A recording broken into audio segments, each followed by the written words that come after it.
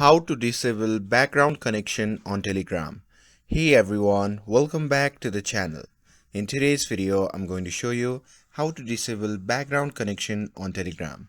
So this can help you to save battery, reduce data usage, and even keep your phone running smoother. So now without further ado, let's get started.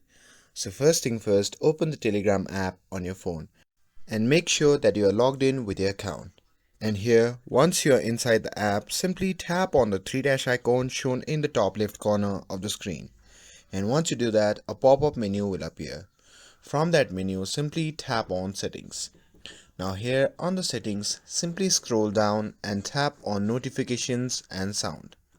And now here in this section, simply scroll down all the way to the bottom, and here you can see the option labeled as background connection. So simply toggle off that option. And that's it. Now you have disabled Telegram background connection. And your phone now should feel a little faster, and your battery will last longer, and your data plan will thank you. With this, if you found this video helpful, then don't forget to like, share and subscribe to get updated for more videos. Thanks for watching, and I'll see you in the next video.